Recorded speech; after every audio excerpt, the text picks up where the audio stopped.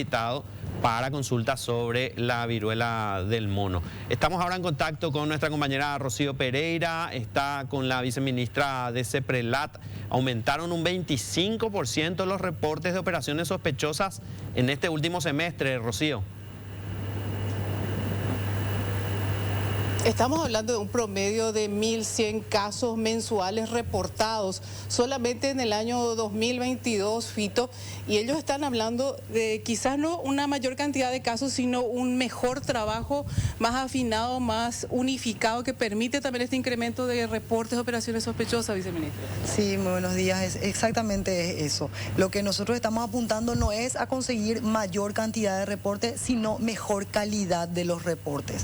Si bien es cierto, se puede hablar de un ligero aumento, este ligero aumento también está asociado a un aumento de la calidad del contenido remitido en el marco de los reportes. Ahora hay, la mayoría de los casos de los reportes vienen de bancos, pero hay más instituciones que se fueron sumando ya, que no son las tradicionales, decía, por ejemplo, casas que se dedican a la venta de vehículos y compañías, se sumaron en esta ocasión también. Sí, todavía tenemos una predominancia del sector financiero en materia de reportería, lógicamente esto asociado a la madurez del sector. Sin embargo, también vemos que en el 15% restante que no es atribuido al sector financiero, hay una fluctuación interesante de otros sectores. Por ejemplo, vemos interesante la participación del sector de empresas de medio de pago electrónico con mayor cantidad de reportería. Entonces, en ese contexto, lo que vamos midiendo es que estos sectores están haciendo una adecuada gestión de sus riesgos y, como consecuencia del uso y la aplicación de medidas de debida diligencia, van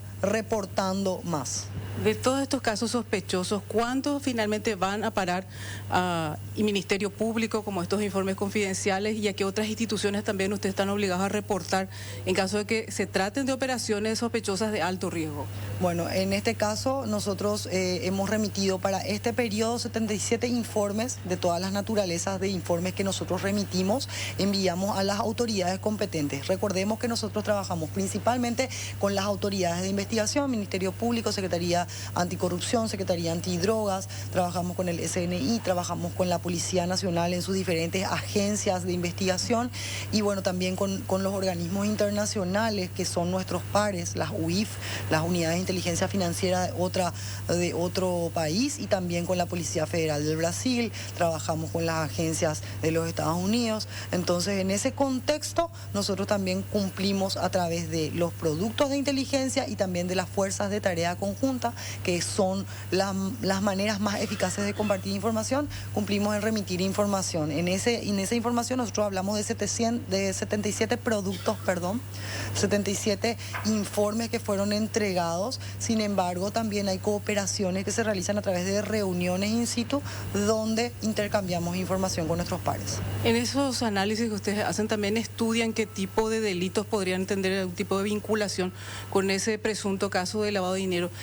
¿Cuál es la mayor cantidad de delitos que se van investigando o que podrían tener relación? Porque siempre hablamos generalmente de narcotráfico, pero acá en estos casos en particular, ¿cómo está dividida esa segmentación que ustedes hacen por delitos? Nosotros tenemos que conocer que en función a las amenazas que fueron identificadas en la Evaluación Nacional de Riesgo del Paraguay, que son justamente el narcotráfico, es una de nuestras mayores amenazas, el contrabando y la corrupción, nosotros ya de manera a facilitar el trabajo de análisis hemos tomado ciertos criterios que nos permiten a través del sistema tecnológico ya ir clasificando los reportes, asignándole a una categoría según un presunto delito precedente. Eso es solamente un criterio objetivo que toma en cuenta ciertos elementos que ya en los reportes pueden ser considerados. Luego nosotros estamos abocados, por supuesto, a los delitos precedentes de lavado que van más allá del narcotráfico, la corrupción, el contrabando, también está la estafa, la lesión de confianza,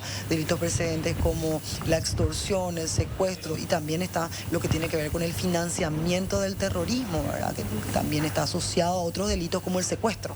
Entonces, en ese contexto vamos haciendo los análisis y, por supuesto, todo ello tiene una ponderación. En riesgo se manejan prioridades. Entonces, atendemos primero aquellos elementos que registran la mayor cantidad de riesgo.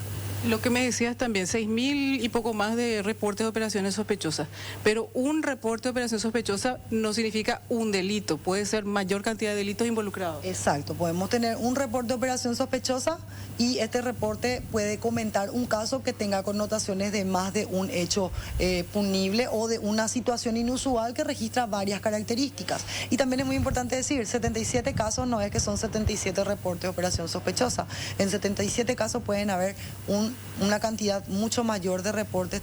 Tuvimos casos que tuvieron hasta 400 reportes. Entonces también eso hace a la inteligencia, porque realmente es muy difícil, se vuelve cada vez más difícil llevar adelante los análisis financieros en un tiempo corto, porque la cantidad de información que se dispone para poder llegar a una conclusión que sea responsable para enviar a las autoridades competentes es mucha.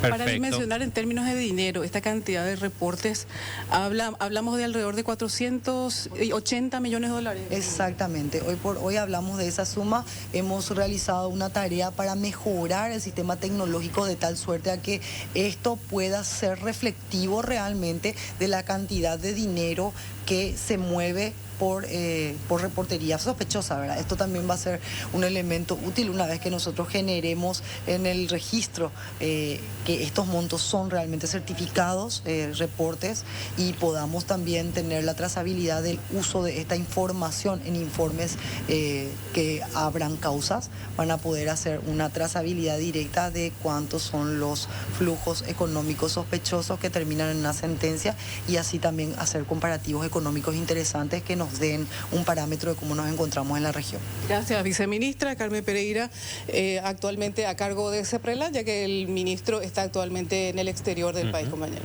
Perfecto, completo reporte. Gracias, Rocío.